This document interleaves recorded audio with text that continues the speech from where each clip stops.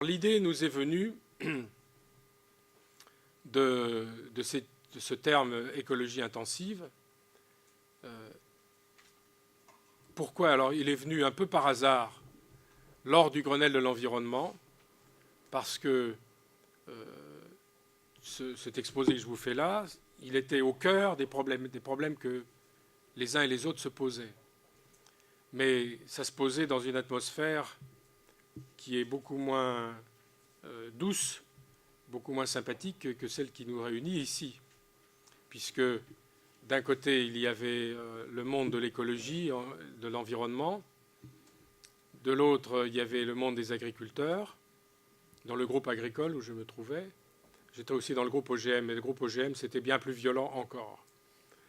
Et puis, il y avait les enseignants, les chercheurs, quelque part entre les deux. Et nous, chercheurs, nous essayions de proposer des formules de conciliation, toujours produire plus en respect de l'environnement, mais les gens de l'environnement n'y croyaient pas, et les gens de l'agriculture étaient en réaction forte contre les gens de l'environnement. Donc, échange de noms d'oiseaux, etc. Et ce que je vais vous présenter maintenant, on l'a présenté, et ça a intéressé quand même beaucoup de monde. Les gens de l'environnement ont continué à douter, ils continuent toujours à douter, les ONG environnementales, et le monde agricole a commencé à se saisir des idées. Alors, et cette idée, c'est qu'on peut utiliser le fonctionnement de la nature de façon amplifiée. On peut faire produire la nature beaucoup plus que ce qu'elle produit actuellement, sans retourner vers le passé, avec des techniques futuristes, souvent même, sans que ce soit de l'agriculture qui soit intensive en énergie, intensive en carbone, intensive en phytosanitaire, intensive en engrais, intensive en crédit, etc. Et alors on avait trouvé un premier terme qui était agriculture à haute valeur environnementale. Ce terme a été repris par le ministère de l'Agriculture pour proposer une certification HVE qui est en train de se développer, de se déployer actuellement. Et comme c'est un mot qui ne plaisait pas à tout le monde, et en particulier ça ne plaisait pas au ministre, le mot tout seul est venu dans la conversation, agriculture écologiquement intensive. Et tout le monde a dit oui, c'est ce mot-là qu'il faut prendre parce que c'est un mot qui parle.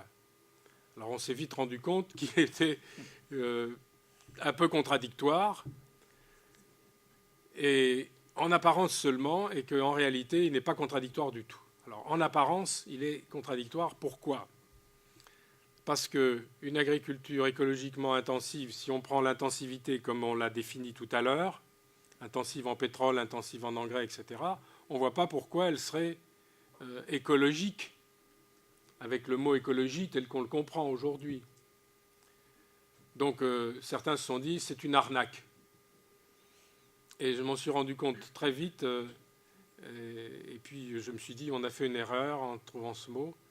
Et j'ai souffert quand un petit matin à France Inter, un chroniqueur a dit, un chroniqueur dont j'ai oublié le nom, Bernard Maris, un économiste, a dit l'écologie intensive, c'est le mariage de la carpe et du lapin. Je me suis dit, bon, ben, il n'a pas compris, mais c'est de notre faute, c'est nous qui avions...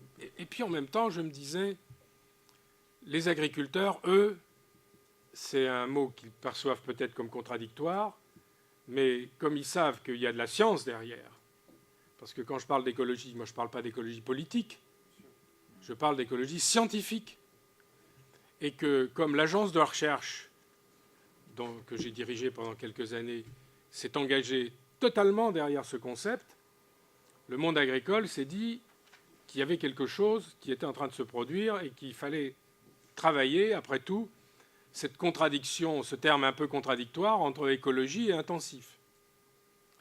Alors en fait, le quiproquo vient, qui est très drôle finalement, vient du fait que ce qui est intensif, quand on parle d'écologie intensive, ben c'est l'écologie.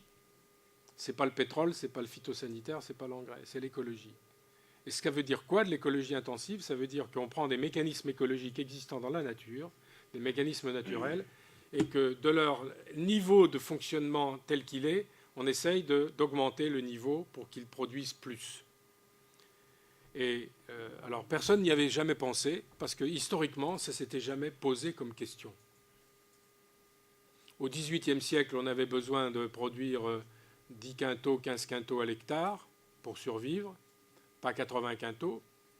Et donc on n'avait pas eu besoin de se poser, ni au XIXe siècle, des questions d'amplification du fonctionnement, de la productivité naturelle des systèmes cultivés.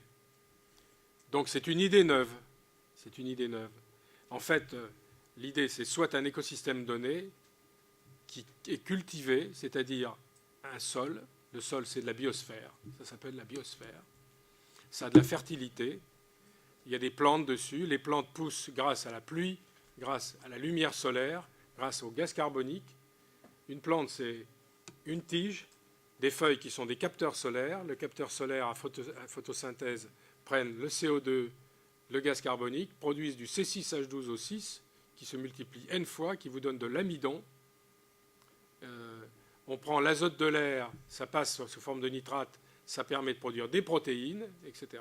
C'est une usine. C'est ça l'écologie scientifique. Eh bien, cette usine plante, est-ce qu'on peut la faire fonctionner plus, mieux et avec plus d'intensité écologique. C'est ça le truc. Alors, exemple. Maintenant, les exemples concrets.